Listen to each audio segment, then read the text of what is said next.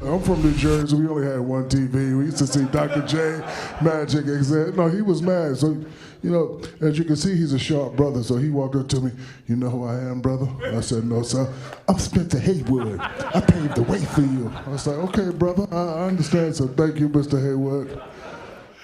That's funny, right? Shaq's classic, right? Classic, man. He, you know, that particular statement, he taught me how to loosen up because I was so serious forcing it on young guys. I was like, you know, would you tell the story right now? And that's not the way to do it. And he he just lit me up with that. And another comedian brother I know, Smiley Joe Wiley, he was telling me, look, you can't be like that serious about this. Let them walk into it. Right. You know, because you know, you got to understand you're a lot of people. That's first off, and it's a lot of respect. Yeah. People might not know the face, but they definitely know the name. You know? Right. Your story is impeccable. Not only that, it's impactful. Yeah. And all young players that understand, especially the ones that have come from high school, if they don't know your story, you know, I'll be honest with you, when Turner brought me this idea, we sat, and the first thing I said to Tara is that one of the guests I want to have on here is Mr. Haywood, because he paved the way for all players to be able to have an option to come out early and fought for it when it wasn't an option. So, you know, I wanted to have you on here. Obviously, I'm glad for you to be here, but more importantly, to tell your story and to get it out there for people to understand. Oh, thank you. And it's important that we know the story a little bit because, you know, when I fought this case to the Supreme Court, I left college early. And being the first youth to leave college early, I signed with the Seattle Supersonics, and I was getting ready to play, and lo and behold, they slammed me with an injunction. And this is 1970, right? Yeah, this is 1970. I was slammed with an injunction that read, look, I mean, we got a 10-day stay. You have to sit at home. And I had 10 days I had to sit at home and swallow my pride and wonder what's going on. And then my team of attorneys filed suit for me to play. So this is going back and forth, back and forth. So then, for a complete year. Wow. And then when I filed suit to play, then I got on the floor and the team, Chicago Bulls, walked off the floor and there would be no game tonight. And the announcer came on and said, there would be no game tonight because we got an illegal player on the floor. Oh my God, he actually said that? Yes, yes.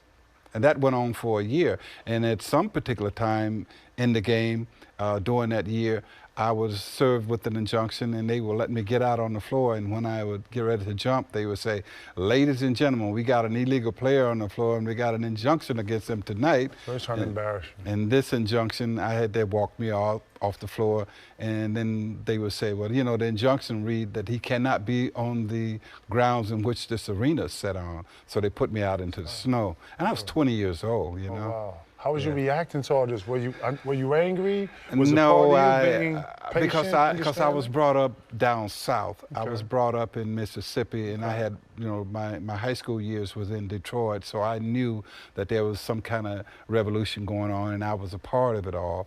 And I thought I was doing something special, and my mother had told me that I was doing something special, but even more so, my mother was still picking cotton in Mississippi for $2 a day. My whole family was. We were sharecroppers.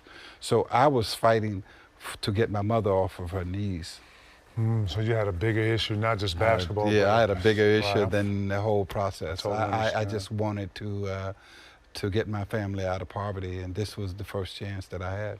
I'm from South Carolina. I definitely understand country life and what that means. Yes.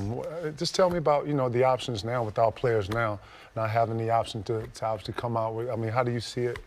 I want to hear your views on it. Well, my views on it now, if you say a guy should leave high school or he should go into the pros now, I think you should have that option because you have that same option in hockey. Right.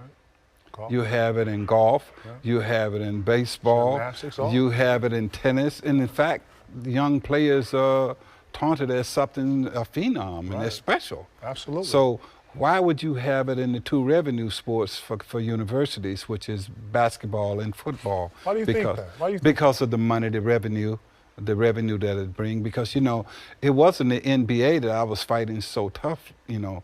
It was the NC2A who had this big fear that I was taking revenue and that I was going to destroy their revenue stream for the colleges for 4 years. Because before I came along, they had you for 4 years, and with that 4 years, they could collect a lot of money and, you know, making a lot of coaches, making a lot of cities rich that those teams located in, like say Tuscaloosa, Alabama, and all those schools. So they were making a lot of money, you know, and so that was that big fear that this guy is going to destroy college basketball as we know it.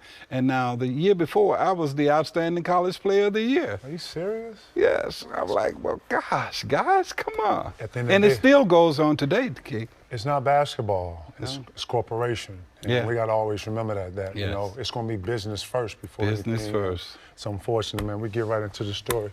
Area 21, we Thank got you the great joining me, Mr. man. Haywood in here, dog. We getting it today. It's super lit. Skirt, skirt, skirt.